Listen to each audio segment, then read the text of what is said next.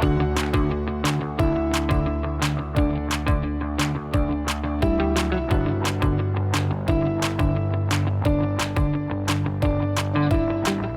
to the Paint, Rest, Repeat podcast with Ros Gervais and Laura Day, where we chat about our creative lives as artists while keeping it real and a little bit messy. We're here to inspire creatives just like you to push past those boundaries and make art that you love. Let's dive in.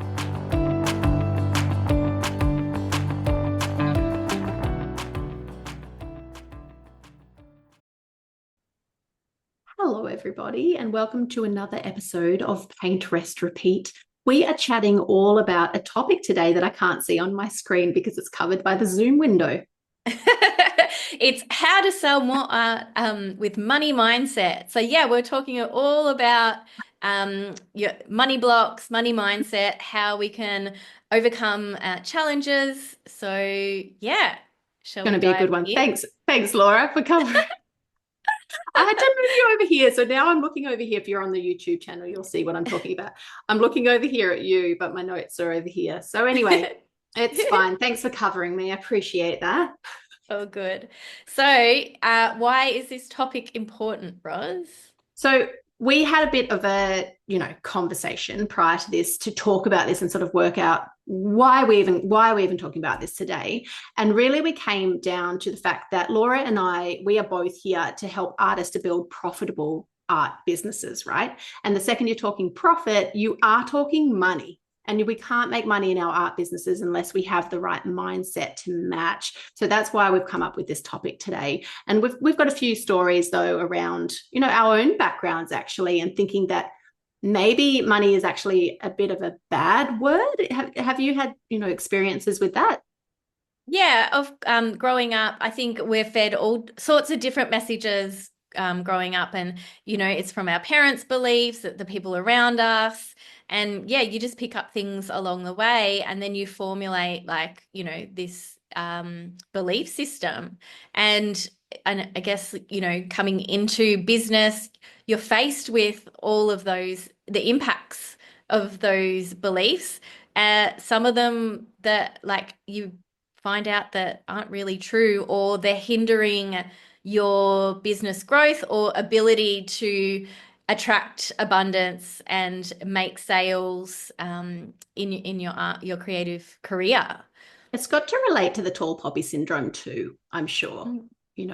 People who are good at business being pulled down.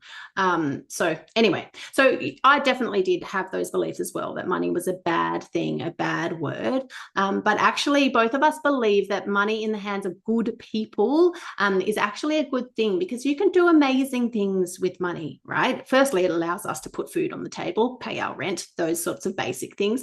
But it also allows us to do things like give a portion of our business profits to charity. It allows us to put away money for our parents for when they're older, and it allows us to do things like popping money aside for our kids to help them to buy their first homes. If you live in Australia, you'll know that that's a bit of a worry for future generations. So money in the hands of good people is actually a positive thing, and we know our listeners today obviously are very, very good people. So I think we just need to shift that negative association with the word money first and foremost.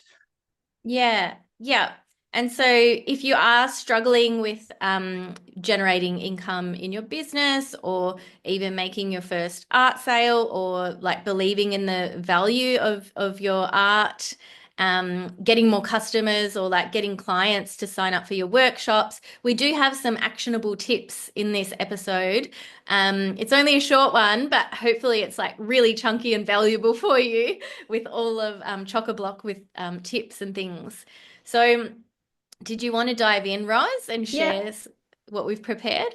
Yeah, for sure. So the first one is that awareness, obviously. So just listening to, what we've chatted about so far, and sort of seeing, do you have issues with the money mindset of things? Is this a thing for you, or is it not? Some warning signs are difficulty charging for your work. So actually asking somebody to pay you $97 for your artwork or whatever it is.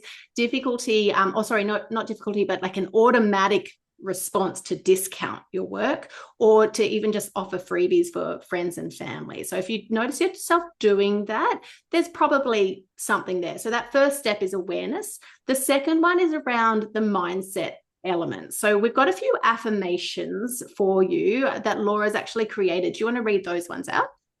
Yeah, these affirmations really helped me because I made a dedicated effort to work on my money mindset because I did notice like a few things like cropping up for me and some beliefs that I wanted to bust around generating money. And we sort of talked at the top of the episode, Roz, you were talking about that money word being like, it can Dirty be word. dirty word, Dirty triggering, and yeah.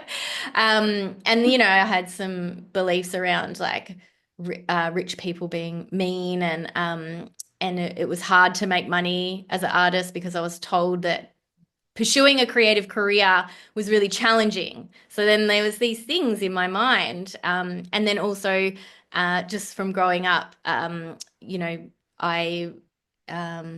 had some challenges with being responsible with money as well. So then that was like I would told myself I was not responsible. So coming into business, I had to take accountability for that. So these affirmations were really helpful. So I get paid well for my creative talents. And I Repeat after Laura. repeat after me. I get paid well for my creative talents. That one specifically I used for my first solo exhibition. And so that was really amazing because I sold like quite a lot of artworks on Instagram in the pre-sale before the exhibition. Another one is money comes easily to me. I can always create more and I attract money. So Amazing. yeah, I think you can put your own flavor on the affirmations, but it's been like a really powerful tool personally for me to like step into my own power with money.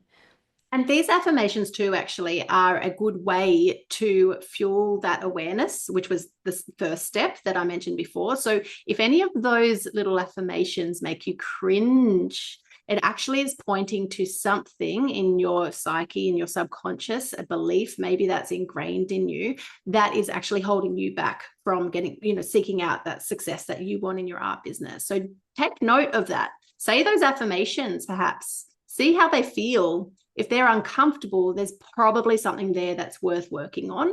Now, in terms of working on them, so we've got affirmations, right? They are helpful. I think they can really help, but you can do a few other things as well. So you've got the spoken affirmations. You can find as well subliminal affirmations on Spotify and other places. So that's where the affirmation is embedded in some music. And so it goes into somewhere else in your psyche. Another one that's working for me personally at the moment is called ERT, emotional release therapy, I think it is, or emotional release technique. Not sure, but it's surprisingly powerful. And I'm only half woo-woo, just so you know. And then the last one, which Laura's tried, is hypnosis. So that's another option as well. If you're finding that you have some really stubborn things getting in the way of your money mindset, look at that subconscious side. See if there's something you can work on there. And then also when you're searching, YouTube is really great resource here. So searching for money mindset or abundance affirmation, abundance hypnosis, abundance subliminals. That could be a good tool for you to use. So yeah, there's heaps of stuff on YouTube. All right. Some practical tips now. So we talked about the softer mindset side. We talked about the, subconscious side, that's like the deep mindset side. Now we have some practical tips for you as well. And so I want you to know, and I'm sure Laura's the same, but I want you to know this comes from two people who have had to learn about money as well. Okay. So this is what we have actually done ourselves in our own businesses, and we help other people to do the same thing. So the first one is to educate yourself on money management. So you might do something like actually set aside, diarize 1 hour a week where you'll spend time learning, just treat treat it like an educational experience. So you could learn by signing up, buying books, or doing signing up for audiobooks, or talking to a friend who's really good with money and learning from them, asking them to explain to you various concepts so that you can understand it yourself and be empowered through that. Second, we have setting up a dedicated business bank account for all of your art-related money. So keeping it separate from your private finances. And then working on befriending your money. I don't know if anyone listening has this problem, but this fear of checking your bank account because you feel like there might not be enough money in there and it's just going to make you sad. So strengthening that muscle and actually checking your bank account at least once a week and looking and seeing what's there. Often it's better than we think it is anyway. What do we have on there too? We have had a few extras, Laura. I don't want to dominate the mic here. So using bookkeeping software and reconciling your accounts consistently. So you can I use Xero, but I use QuickBooks. Yeah, so Roz uses QuickBooks, and so that's an investment, like paying for that. But then also putting that investment behind your money can send a message to the universe that like you're taking things seriously and you're being responsible for your money. But also you can also use like a simple spreadsheet if you're just starting out. I did that when I first started my first small business program. They gave me a really simple spreadsheet. And it was just ingoings, outgoings, and then like I checked it all off. Or you could put it all in a notebook as well. So that's like simple. Keep it simple. It is simple. Like use something that feels good to you and that makes it easy for you to reconcile all of your accounts. And just being consistent with that too is important. So just keeping an eye on your money.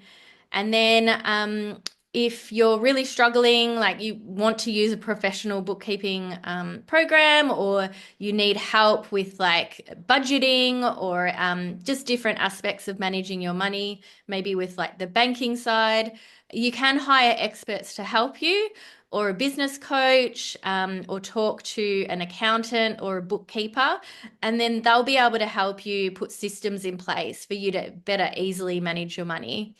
Yeah, and just my hot tip around that as well, and this was a message from my own sort of finance coach, Lucy Starbuck, who is amazing, by the way, is only to outsource the bookkeeping side of things from a perspective of saving yourself time, not from a disempowered perspective. So not from a, I don't get it, someone else has got to do this. You need to try to learn about it and grow with that. So yeah, you can actually find bookkeepers that will hold your hand through that though. They'll do what's required and they'll also help to educate you. That's the dream situation really for newer people in business who are not as confident on the money side of things. Yeah, great. And so some other things that we had listed here was around addressing beliefs around charging for your work. So that can bring up some tension for some people, especially when you're first starting out and it's like your passion project or a hobby or things like that. And then, it comes, some emotions come up around your self-worth, or is your work valuable enough to put a dollar sign behind it? Yeah, definitely. So that can be a bit of a challenge for people as well. Also, I just wanted to drop in as well. It's a bit of a yin and yang situation, right? You want this abundant mindset. I think that's great. Like it's required. You need that. But I think you also need that money management side of things. So a system in place that is going to keep you responsible as well. So both of those are equally as important in my books anyway. Yeah. And that makes you like having that system in place, the practical side, that helps you to feel more confident around, and then that shifts the energy and your beliefs around, how you manage your money in your business as well. Yeah, definitely. Mm-hmm. I'm just checking our notes because I was just going to drop in as well, just mention around that, that visualization side of things as well, because I feel like we might wrap up soon. I don't know. What do you think, Laura? But I just want to talk about this piece. Yeah. So just the importance of having that visualization of your end goal. Where are you going with your art business? What are you trying to create for your buyers and for your clients and for your, workshop attendees? What are you creating for them? And connecting really to that person and the impact you want to have on that person. And that the energy, when you have your focus and your heart in that space, the energy is quite different. And it seems to have a magnetic effect. Would you agree, Laura?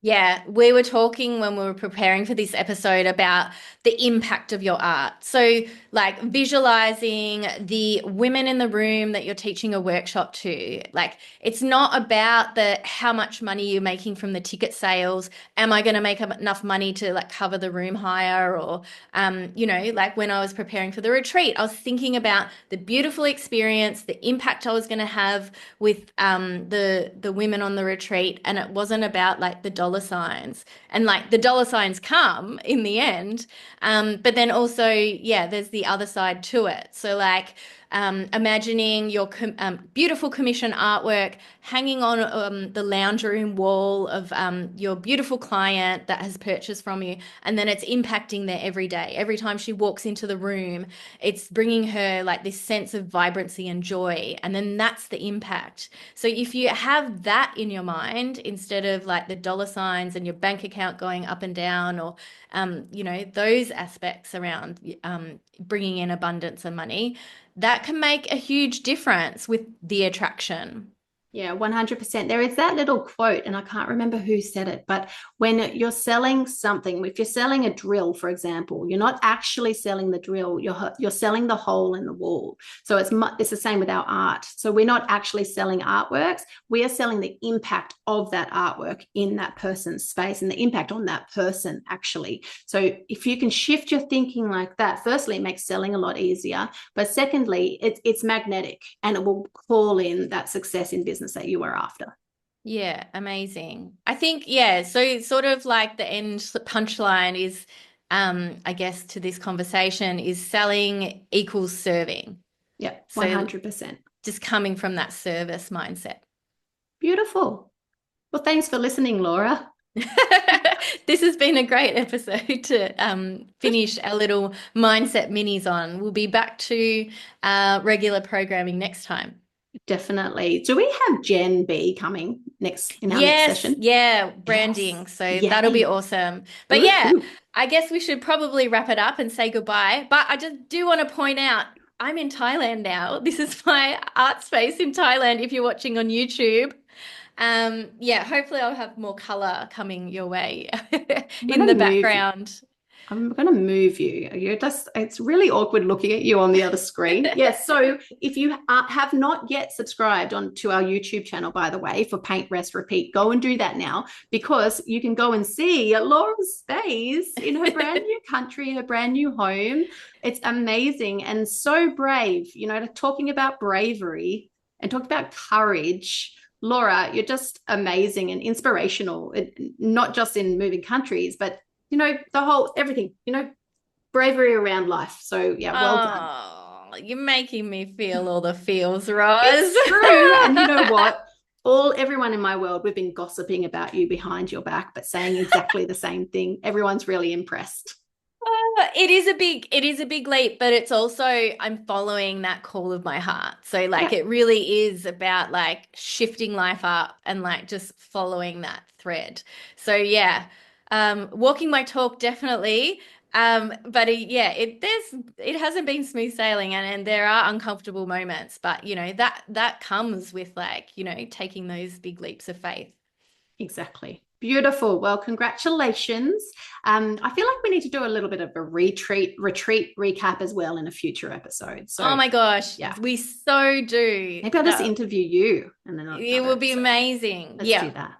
Okay. We'll catch you on the next one. Catch you all in the next one. Oh, and just really quickly, if you haven't left us a review, pretty please go and do that. If you're listening on Spotify, you can leave us a 5-star review over there for good karma. If you're on Apple Podcasts, you can leave us a review there, a written review as well, and we can give you a bit of a shout out. What else did I want to say? Oh, hit subscribe, hit the notifications as well so that you don't miss our next episode, because it's a really, really, really, really good one. And that's all I have to say. Yay. All right. Talk to you all soon. Bye-bye. Bye.